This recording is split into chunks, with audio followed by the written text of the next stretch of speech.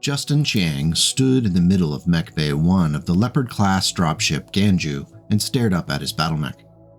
Over 5 times his height and massing 50 tons, the Centurion, known to Solaris 7 fight fans as Yen Lo Wang, towered above its master. Humanoid in configuration, its left arm ended in a mechanical hand while the muzzle of an autocannon formed the right arm's terminus. The mech's faceplate had been opened upward and a rope ladder spilled down the machine's breast to the deck. Justin smiled to himself. "You saw me safely through my battles on the game world. Let us hope you'll make this raid work too." It's well known that the ancient Romans were prolific borrowers. If the people of Rome encountered another culture and saw something they liked, be it a tradition, governmental quirk, or even a pantheon of powerful yet frightfully human gods, it wasn't uncommon for it to be adopted into Roman society. This adaptive quirk benefited the Romans in their earliest centuries when they were just one small city-state among many on the Italian peninsula. One powerful tool adopted from the Greeks across the Aegean Sea was the powerful phalanx. Abandoning the chaotic traditions of just running at your enemies carrying a sharpened stick, the Romans were able to establish a rigid order and discipline in their military, and that was often more than enough to secure victory over their neighbors. However, the phalanx was not impregnable, and when the Romans smashed into the Samnites and neighboring semi-nomadic people who lived southeast of Rome, those flaws were made obvious. Fighting in hilly and rocky terrain against opponents that relied upon speed and quickly shifting tactics, the phalanx proved too rigid and it forced the Romans to adapt. The phalanx evolved into a series of lines of varying experience led by centurions, an officer who was charged with quickly relaying instructions to the 60 to 80 soldiers under his command. The centurion became a key component to a much more mobile and adaptive force. Among their soldiers, the centurion faced incredible threats, and records show they tended to be injured or killed far more often than other officers. However, it was still a highly sought-after position by soldiers who sought to find glory and fame on the battlefield. The Roman Manipular Legion could not function without the Centurion. Of all the battlemechs in the BattleTech universe, some names are fitting, while others strain the suspension of disbelief. In the case of the Centurion, I'd argue there are a few mechs that fit their name better. This 50-ton battlemech earned its reputation as a tough brawler by wading into countless frays over the centuries following its first production in 2801. When the Centurion was still in its earliest planning stages, the designers at Korean Enterprises envisioned the mech as a complementary partner to their earlier success story, the Trebuchet. While the Trebuchet had seen accolades for being a valuable support mech, it tended to be a frequent target of enemy fire, seeking to get close and set off the mech's LRM ammunition in its hoppers. Pairing the Trebuchet with a bulkier yet still powerful short and mid-range brawler would be a force multiplier if it kept the Trebuchets on the field up and functioning for longer. First constructed on production lines built on Ramen 2 on the edge of the Free Worlds League, to the surprise of no one, a battlemech armed primarily with a large autocannon was snapped up by the Federated Sons, who quickly added it to their AFFS units. In fact, it was so popular that Korean set up a second production line on New Avalon. But what made the Centurion such a hot buy? From the ground up, the Centurion was built to be rugged and persist through extensive punishment. The Korean Model K7 chassis was solid, and the Nissan 200 Fusion engine was deemed reliable. With a max speed of 64 km per hour and no jump jets, the Centurion wouldn't be described as agile. However, its purpose was to trudge forward and be the hammer against the enemy anvil, not fly around like a wannabe lamb. The 8.5 tons of Starguard 3 standard plate provided 136 points of protection, which was a full ton more than the Trebuchet 9E, but not quite as much as the 9 tons on the Enforcer 4R or the Hunchback 4G's 10. The primary draw for the Centurion 9A was its Luxor D-Series AC-10 autocannon, which promised consistent and powerful fire without the worry of significant heat generation. When combined with the Luxor 3R long-range missile 10 system, the Centurion could fire consistently across all ranges, though with the addition of the 2 Photech 806C medium lasers, the fun really started when the Centurion could get up close into an opponent's face. Some were not fans of that one rear-facing medium laser, but it wasn't an uncommon design choice for mechs at the time, for better or worse. Before closing within the minimum range of the LRM launcher, that all added up to a possible 30-point alpha strike should the LRM gods smile upon the Mechwarrior. That would unfortunately send the Centurion into the red by 5 heat, but keep in mind that it isn't atrocious a heat curve as many other mechs of the era. Up close, the Centurion also benefited from a finely tuned improved targeting electronics package which made those shots count when needed. It all added up to a machine that could consistently pummel opponents as enough of a threat that it couldn't be ignored, thus saving more valuable battle mechs like the previously mentioned Trebuchet. The Centurion's LRMs corkscrewed through the pitch-black night, then shattered the darkness with the lurid strobes of a half a dozen explosions. Armor shot away from the Raven's left leg and arm like leaves tossed about in a strong wind. The autocannon's storm of shells peeled the armor from the Raven's left torso as though it were so much Naranji rind. The Raven swayed, staggered by the savagery of the assault, then sank back on its haunches. Like with many new designs, there were some bugs and design issues that were noted in the early Centurion 9As constructed at the Ramen 2 lines. The most notable was a defect in the AC-10's ammunition loading mechanism. Because the Luxor autocannon was specially fit into the Centurion chassis, repair of the defect required specialized parts that were increasingly rare due to stretched logistics lines. In the case of the AFFS, obtaining parts from Free Worlds League space proved challenging. As a result, some of those early Centurion 9As ended up with completely refit right arms with autocannons of differing brands. As the Succession Wars progressed, the demand for the Centurion among the forces of the Federated Suns led the Korean enterprises to pick up and move to Davion space. Their new production line on New Avalon attempted to meet the ravenous desire for the battlemech. The Centurion became so common among the AFFS that both the Capellans and the Draconis Combine started to deploy it as a result of so many being salvaged or captured in the continuing border spats. During the Battle of Hoth in 3023 during the Third Succession War, a young Wolf Dragoon mech warrior by the name Phadre Singh earned some notoriety after becoming frustrated with his commanding officer who was waffling on a proposed assault against the forces of the Eridani Light Horse. Losing his patience, Singh declared that he was going over there to pound a few Eridani mechs into spare parts, with or without the help from the rest of his unit. Stomping off to climb up into his Centurion's cockpit, Singh began to march toward the enemy. His comrades followed suit, leaving the shocked commander wondering what just happened. Singh's assault was successful at smashing into the Eridani line, and they were able to lay waste to a critical supply depot.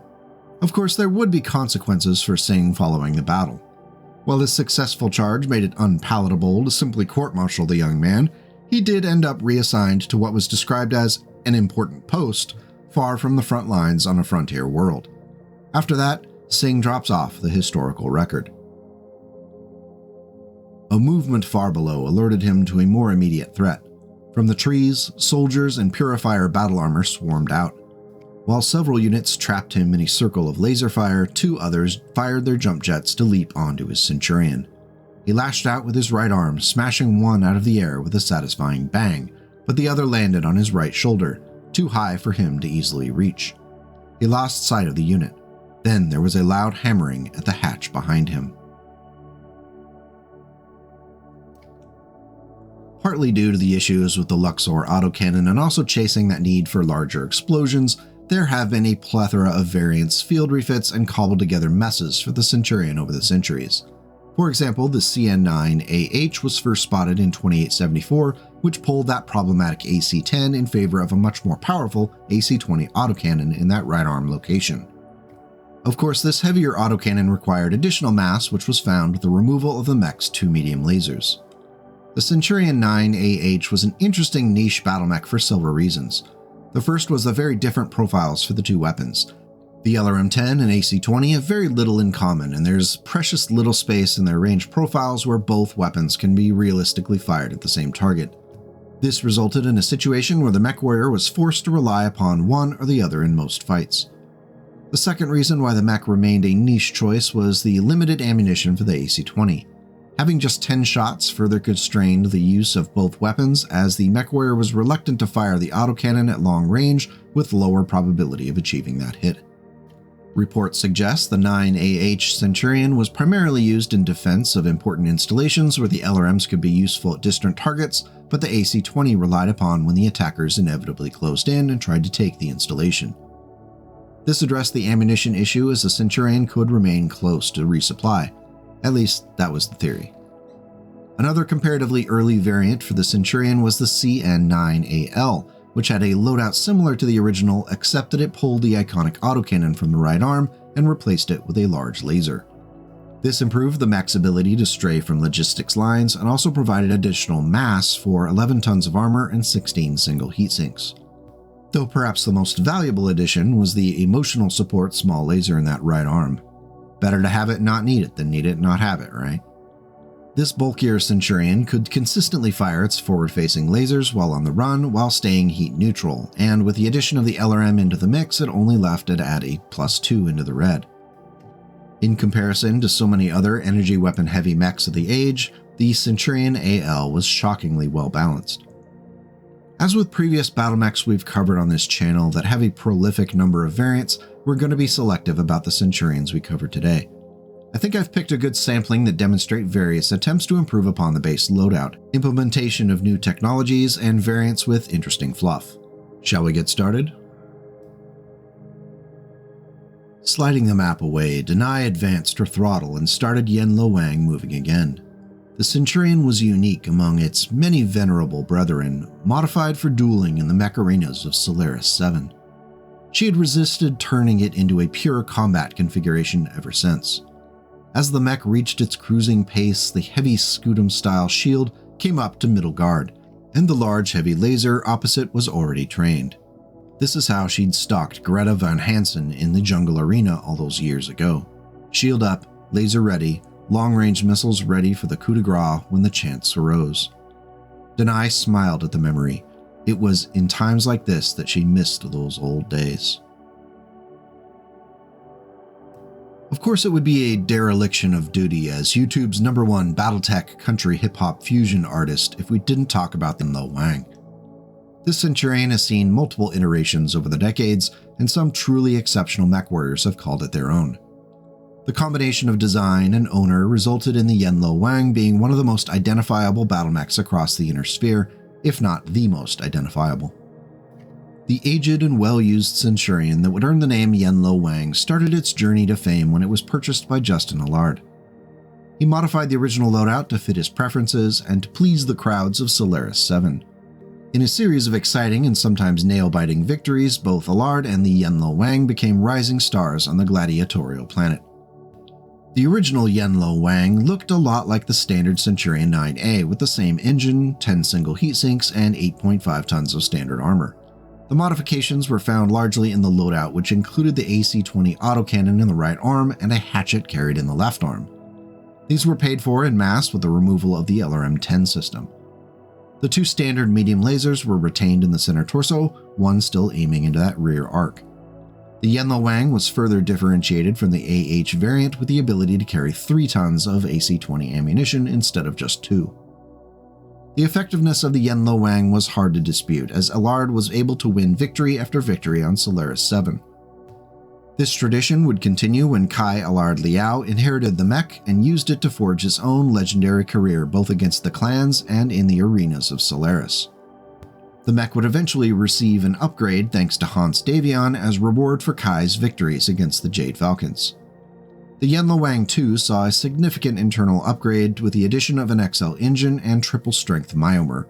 The ability to push the movement profile up to 5.8 was a significant upgrade, though it did come at the cost of increased vulnerability to incoming fire. The hatchet from the original loadout was retained, but the AC-20 was swapped out for a Gauss rifle and 2 tons of ammunition. To help make the triple-strength myomer useful, a trio of medium pulse lasers were added to the mech. 2 placed into the left arm and 1 in the center torso facing that rear firing arc. The 1-2 punch of Gauss rifle slug and 20-point hatchet hit ended many disagreements in Kai Allard Liao's favor.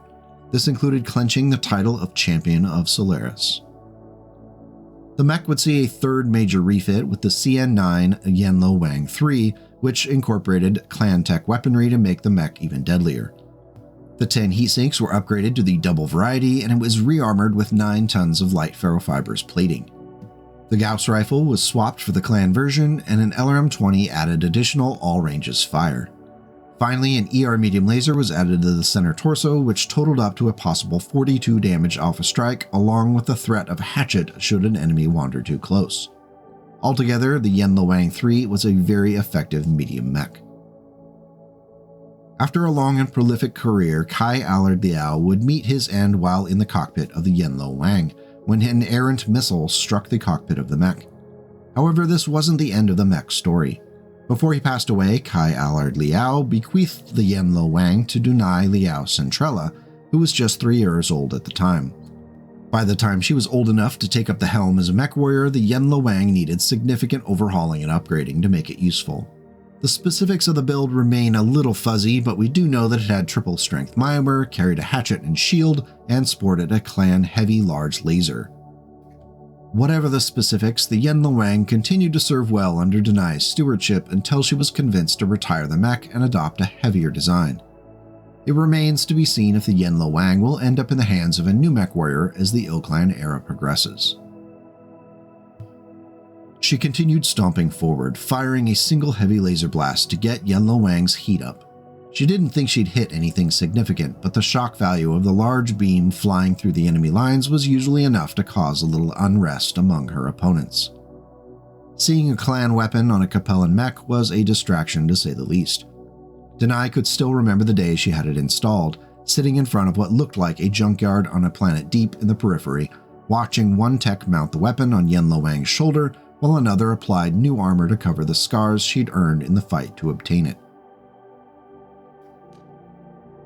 It's no surprise that following the rediscovery of Starleague technology thanks to the Helm Memory Core, Korean Enterprises decided to take a new look at their Centurion platform. Substantial upgrades both structurally and in loadout sought to push the mech to new levels of deadliness and durability. The Centurion 9D that walked off the production lines on New Avalon in 3049 benefited from a new KL-77 endosteel chassis and a General Motors 300XL Fusion engine.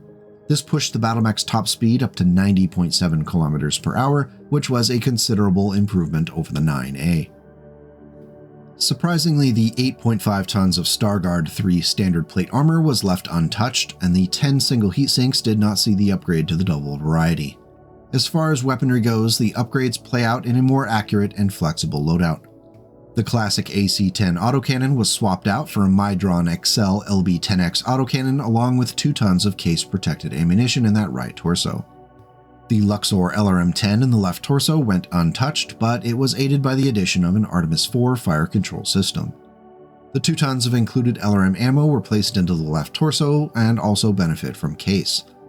Finally, 2 Photech 806C standard medium lasers were placed into the center torso, one of which was facing that traditional rear arc. Overall, the upgrades for the Centurion 9D make sense, and the mech was faster, more accurate, and didn't have any overheating issues unless it somehow was alpha striking with the rear-facing medium laser in the mix. Of course, if you're in that situation, generating +2 heat at the end of your turn is likely the least of your worries. The XL engine is a trade-off for the much improved speed, and in this case, I'm okay with that choice. Leaping ahead in the timeline a bit, the Centurion D5 was a good example of an attempt to try out new technology on the reliable platform. In 3062, this variant was spotted with some unique upgrades that set it apart from its earlier peers. The endosteel was there along with the XL engine, but the D5 also had 10 double heatsinks and a mask system in the left torso, which pushed the movement profile from 690 to 612 in an opportune moment. Protected by 9.5 tons of standard plate armor, it's nice to see a little boost there as well. Armed with a rotary AC-5 autocannon in the right arm, aided by a targeting computer, the D5 was deceptively powerful in the mid and short ranges. Backing up the autocannon in the center torso were a pair of ER medium lasers, both facing forward this time. Finally, a C3 unit was installed into the head. One doesn't often see a targeting computer and a C3 on a battlemech, but in this case it could be quite useful if you're running a C3 force. The Centurion D5's speed and accuracy makes it a threat that is hard to ignore. The Red Kepper slammed a Gauss rifle into the Yen Lo Wang's shield. The impact would have pushed her 50-ton battlemech back a step if she had been standing still, but instead Dwane leaned into the strike. The 125-kilogram slug ripped into the top corner of her Scudum-style shield off and then pranged off the Centurion's shoulder, doing some damage, but not nearly as much as it would have if she hadn't gotten the shield up there in time. Our next stop in the timeline is 3071, with the introduction of the Centurion D9 for reasons that should be immediately obvious for fans of the channel. The D9 came with all the mass-saving bells and whistles, including the larger XL fusion engine, endosteel, and was protected by 9 tons of light ferrofibrous armor.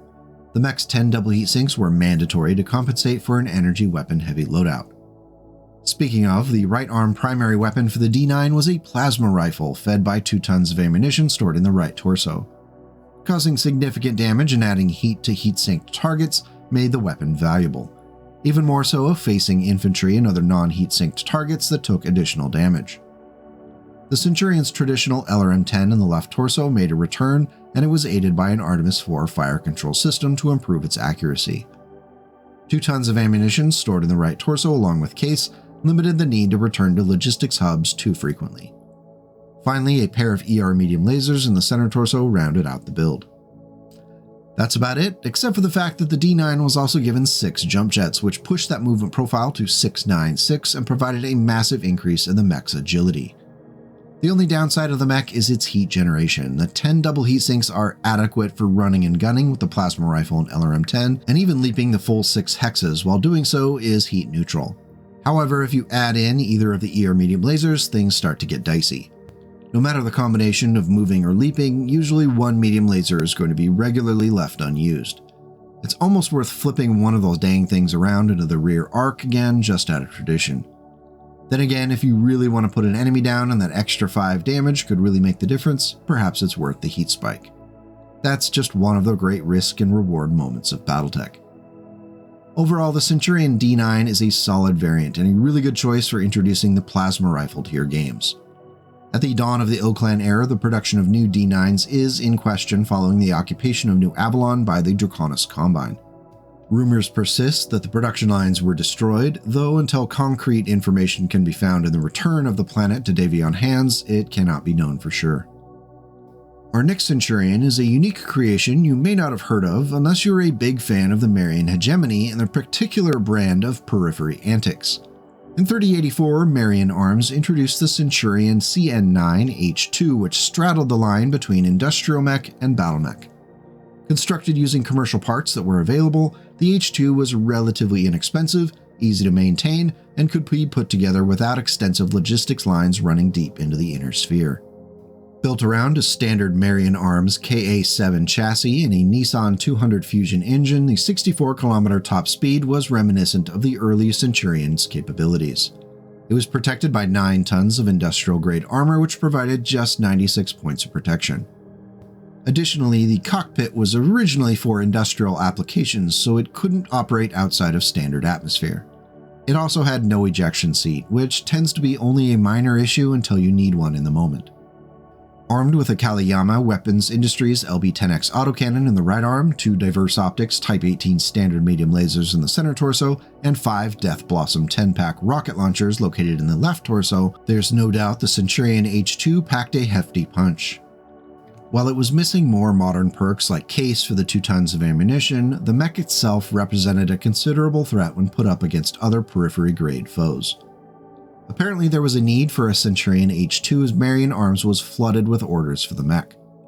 Popular among the Marian hegemony armed forces, at least one of the H2s or even an upgraded later version would be found serving as a militia heavy hitter on most planets. Both the newer H2H and H3H versions of the Centurion benefited from the addition of an ejection seat. Good call, Marians. The Centurion H-series mechs have been spotted throughout the Marian side of the periphery and even within the former Free Worlds League. Seeing them that far into the interior did raise some eyebrows, as apparently both the Free Worlds League and the Republic of the Sphere had import laws against the trade of such mechs.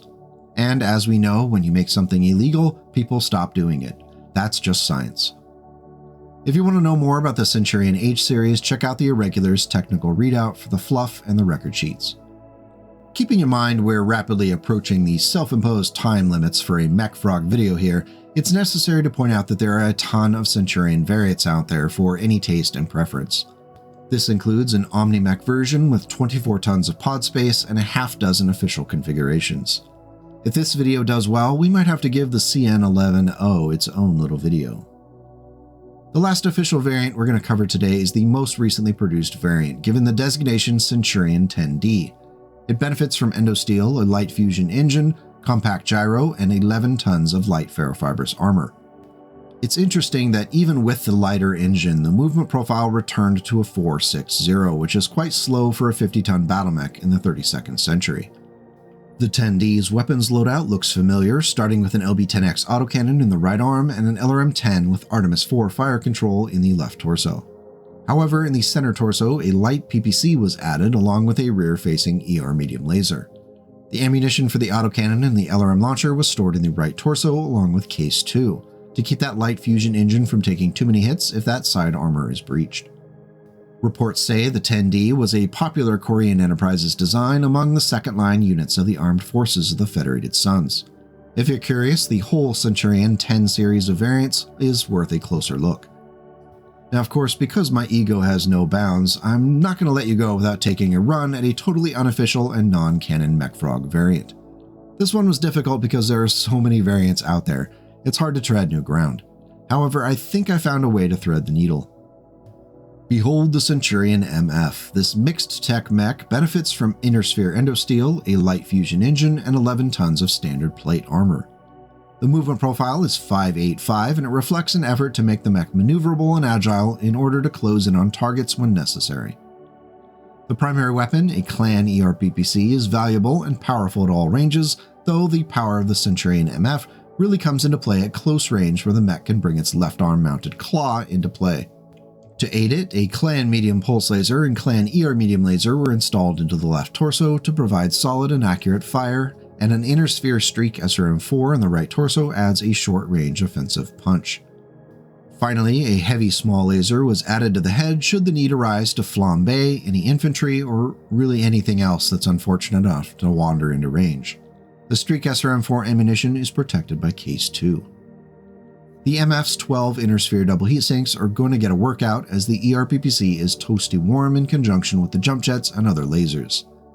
Technically, a full alpha strike at close range after leaping the full 5 hexes would leave the mech at 11 plus heat, so I wouldn't recommend doing that unless you really need to kill something in that turn.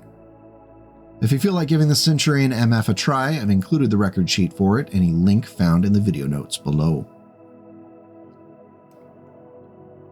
So why do we love the Centurion?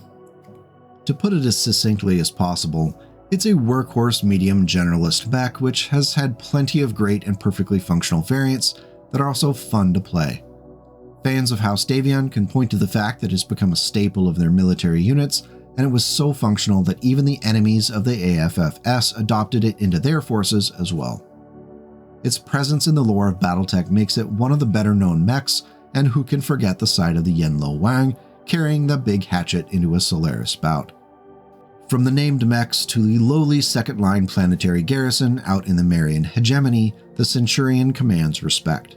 Just as the Roman Centurion was crucial to the success of Rome, our Centurion is the linchpin for many a lance, regiment, and army within the inner sphere. Now that's a battle mech that fits its name. Is there a Centurion variant that you find yourself returning to over and over? If I didn't include it in this video, please let me know in the comments so I learn my lesson for next time. Thank you as always for coming by as we talk BattleTech.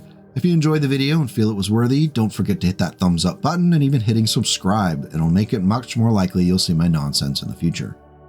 For those who've taken that extra step of becoming channel members or supported on Ko-fi, thank you. Without you, none of this would be possible. Until we meet again, please take care of yourself and go out and make the world a slightly better place today and tomorrow.